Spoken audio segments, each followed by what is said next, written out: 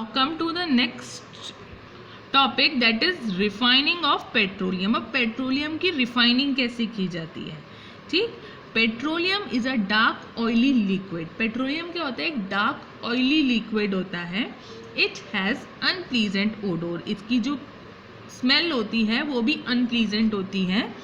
It is a mixture of various constituents. इसमें बहुत सारे मिक्सचर रहते हैं, जैसे पेट्रोलियम की गैस होगी, पेट्रोलियम के साथ पेट्रोलियम गैस होगी, पेट्रोल होगा, डीजल होगा, लुब्रिकेटिंग ऑयल होंगे, पैराफिन वैक्स होगी। ये सब इसमें पेट्रोलियम में मिक्स रहता है, ठीक है। तो उसे हम क्या, लेकिन हमें क्या चाहिए? हमें तो पेट्रोलियम चाहिए ना, तो हम इसको क्या करेंगे? रिफाइन करेंगे।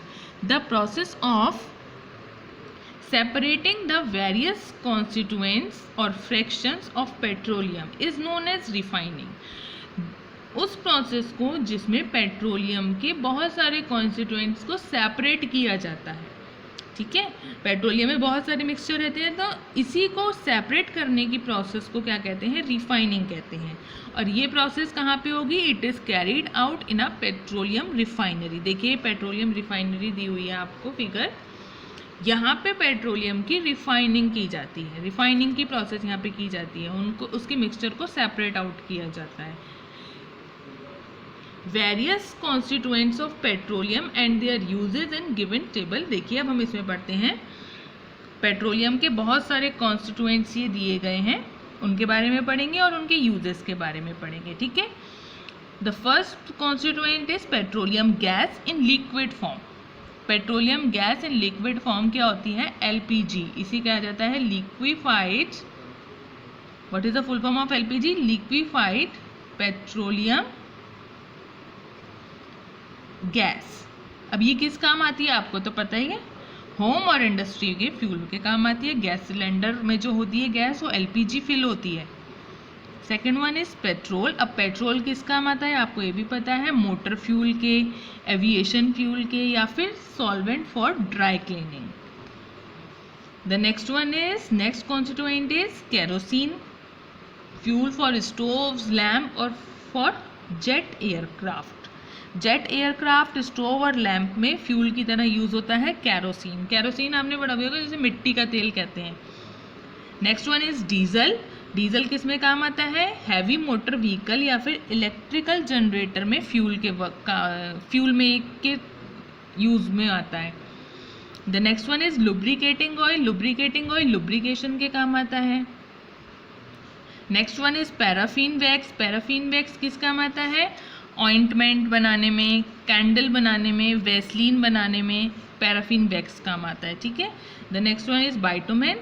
जो बाइटुमेन है वो किस में यूज़ होगा? पेंट्स में या फिर रोड सरफेसिंग में। आपने प्रीवियस वीडियो में पढ़ा था ना, रोड सरफेसिंग में आजकल बाइटुमेन का यूज़ किया जा रहा है। Many useful substances are obtained from petroleum and natural gas. बहुत सारे यूजफुल सब्सटेंसेस जो हैं वो पेट्रोलियम और नेचुरल गैस से ऑब्टेन किए जाते हैं, इसीलिए हम इनको क्या कहते हैं? इसमें एक टर्म यूज़ किया जाता है, that is petrochemicals. These are used in, अब ये पेट्रोकेमिकल किस में काम आएंगे? आपको पता है, आपने थर्ड जो नायलॉन और एक्रिलिक वाला चैप्टर था, थर्ड फाइबर टू फैब्रिक, उसमें पढ़ा भी था। These are used in the manufacturing of detergents and fibres. Detergent की मैन्युफैक्चरिंग में और फाइबर जैसे पॉलीएस्टर हो गया, नायलॉन हो गया, एक्रिलिक हो गया, इन फाइबर के बनाने में पेट्रोकेमिकल्स यूज होते हैं। Polythene and other man made plastic, उनमें भी क्या यूज होता है? Petrochemical. Hydrogen gas is obtained from natural gas. Hydrogen gas किससे मिलती है? नेचुरल गैस से। Is used in the production of fertilisers, और किस में काम आता है? फर्टिलाइज़र के प्रोडक्शन में, ठीक है। फर्टिलाइज़र का जब प्रोडक्शन किया जाता है तो उसमें हाइड्रोजन गैस जो यूज़ होती है वो कहाँ से ऑब्टेन की जाती है? नेचुरल गैसेस से। Do you it's great commercial importance, petroleum is called black gold. अपने इतने कमर्शियल इम्पोर्टेंस के कारण ही पेट्रोलियम को क्या कहा जाता है? Black gold. गोल्ड तो ये है, देखिए कितना इंपॉर्टेंट है, कितने कमर्शियल यूज़ हैं इसके, देखिए इतने सारे कॉन्स्टिट्यूएंट्स हैं और इस सब में ये यूज़ होता है, तो इसलिए ये गोल्ड तो है ही, बट ये ब्लैक कलर का होता है, इसीलिए हम इससे कहते हैं ब्लैक गोल्ड।